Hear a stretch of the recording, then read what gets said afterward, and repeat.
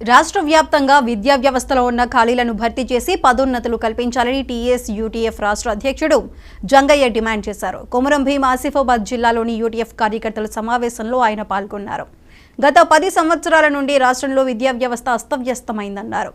గత అక్టోబర్లో 774 మల్టీ జోన్లు ఏర్పాటు పోస్టుల ఉన్నత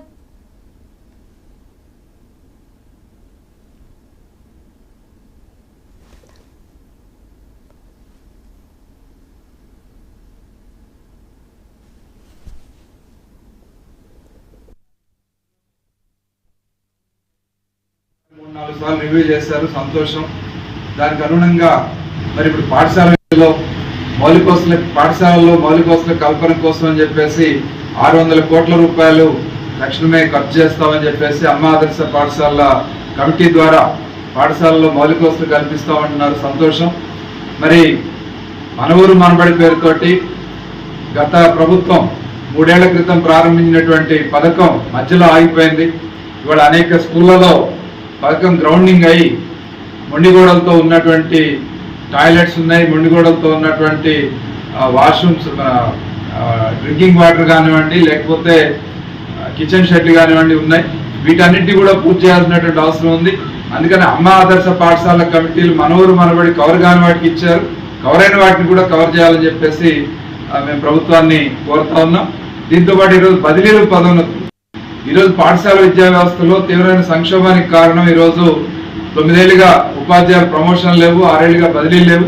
కాబట్టి ఉపాధ్యాయుల బదిలీలు ప్రమోషన్లకు ఉన్న న్యాయపరమైన ఆటంకాలన్నీ తొలగిపోయినాయి.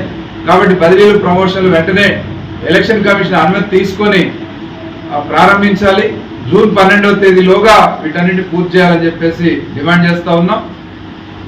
బదిలీలు పదోన్నతులు కేవలం మండల పరిషత్, జిల్లా పరిషత్ టీచర్లకే కాదు, ఈరోజు గురుకులాలు, మోడల్ స్కూల్స్, అట్లాగే కేజీబీఎల్లో కూడా బదిలీ చేయాల్సినటువంటి అవసరం ఉంది. దానికోసం కూడా ప్రభుత్వం అన్ని డిపార్ట్మెంట్, ట్రైబల్ వెల్ఫేర్తో, ఆశ్రమ స్కూల్స్తో సహా అందరికీ బదిలీలు నిర్వహించాలని చెప్పేసి డిమాండ్ చేస్తాం. వీటితో పాటు ఈరోజు సమస్యలు చూసుకుంటే ప్రధానంగా కస్తూర్బా గాంధీ బాలికా విద్యాలయాలు రెసిడెన్షియల్ స్కూల్తో సమానంగా ఫలితాలు సాధిస్తూ ఉన్నాయి. మరి వర్కర్ నుంచి ఎస్ఓ వరకు అందరూ మహిళలే పనిచేస్తూ ఉన్నటువంటి పాఠశాలల్లో మరి పిల్లలకి నాణ్యమైనటువంటి విద్య అందిస్తా ఉన్నా. నమస్కారం. రాష్ట్ర నాయకత్వం అన్ని సమస్యల గురించి వివరించారు. మరి మన జిల్లాలో చూసినట్లయితే అనేక కేజీబీవీ, గురుకుల, ఆశ్రమ పాఠశాలల్లో విధులు నిర్వహిస్తున్న కాంట్రాక్ట్, అవుట్సోర్సింగ్, గెస్ట్ ఉపాధ్యాయులకి వారికి 12 నెలల వేతనం కానివ్వండి, మరి సమాన పనికి సమాన వేతనం ఇవ్వాలి అని చెప్పేసి గత నుండి కూడా టీఎస్యూటీఎఫ్ డిమాండ్ చేస్తూ ఉంది, పోరాటంలో ఉంది. మరి ముఖ్యంగా మన జిల్లాలో చాలా ఇబ్బందికరమైన పరిస్థితి ఏంటంటే 317 జీవో ద్వారా స్థానికత కోల్పోయిన ఉపాధ్యాయులు చాలా మంది ఉన్నారు. దానివల్ల జిల్లాలో ఉన్న నిరుద్యోగులకు కూడా నష్టం కలుగుతూ ఉంది. మరి అనేక పోరాట కార్యక్రమాల నేపథ్యంలో ఈరోజు కమిటీ వేయడం అనేది జరిగింది మరి రాష్ట్ర ప్రభుత్వం. ఆ కమిటీ ఏదైతే ఉందో త్వరగా ఆ కమిటీ యొక్క దాని పనిని పూర్తి చేసుకొని 317 ద్వారా స్థానికత కోల్పోయిన ఉపాధ్యాయులందరినీ వారి స్థానిక జిల్లాలకు పంపించాలని మరి ప్రభుత్వం